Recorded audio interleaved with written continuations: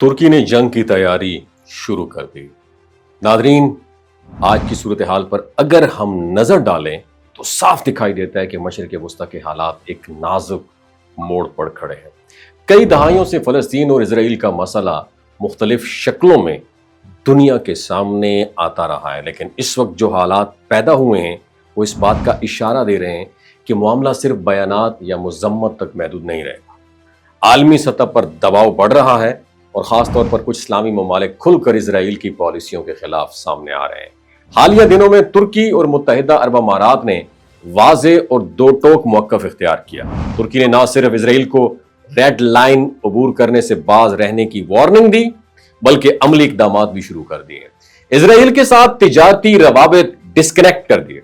अपनी बंदरगाहों और फ़िज़ाई हदूद को बंद करना और इसराइली जहाज़ों पर पाबंदी लगाना तुर्की की जानिब से एक गैर मामूली इक़दाम है और ये फैसला तुर्की की मईशत पर दबाव डाल सकता है, लेकिन तवानाई की एक बहुत बड़ी ज़रूरत इसराइल के ज़रिए पूरी की जाती है। लेकिन फिर भी तुर्क हुकूमत ने यह कुर्बानी देने का ऐलान किया ताकि फ़लस्तीन के हक में अमली यकजहती दिखाई जा सके। मुत्तहिदा अरब अमारात ने भी एक बार फिर वाज़े किया कि मगरबी किनारे को इसराइल का हिस्सा बनाने की कोशिश किसी तौर पर भी काबिल कबूल नहीं है।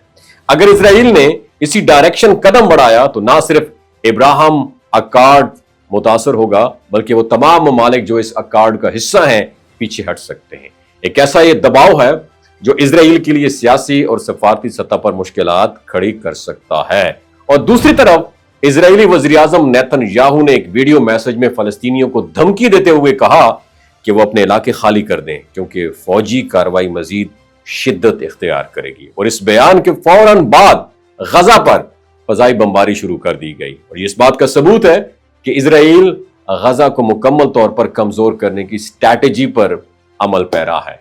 तुर्की ने इस मौके पर अपनी अस्करी सलाहियतों का मुजाहरा भी किया और हालिया दिनों में सुपरसोनिक मिसाइल का कामयाब तजुर्बा, जिसकी रेंज 800 किलोमीटर तक पहुंच सकती है, जो तिल अबीब जैसे टारगेट को निशाना बना सकता है और तुर्की के इस मौक़िफ़ को एक और मजबूत करता है कि अब सिर्फ बयानात से आगे बढ़ने का वक्त आ चुका है।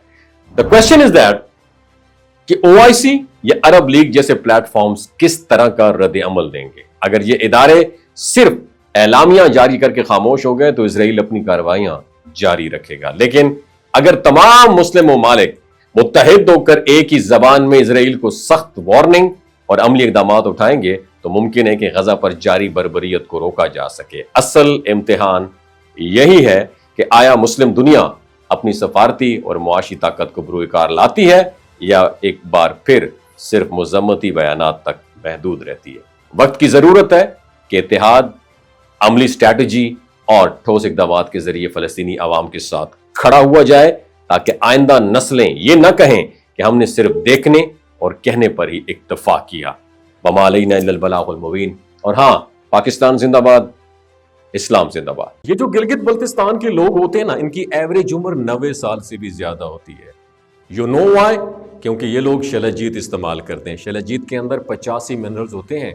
अगर आप चीज़ों को जल्दी भूल जाते हैं, मर्दाना कमजोरी महसूस करते हैं, औलाद जैसी नेमत से महरूम हैं और आप स्पर्म काउंट आपके कम है, टेस्टोस्टेरोन हार्मोन इम्बैलेंस है, आप सदाबहार जवान नजर आना चाहते हैं, खून की कमी को दूर करना चाहते हैं, हड्डियों जोड़ों के दर्दों से निजात हासिल करना चाहते हैं, मोटापा कम करना चाहते हैं, तो डॉक्टर असद महमूद की प्योर एंड नेचुरल शलजीत ज़रूर इस्तेमाल करें।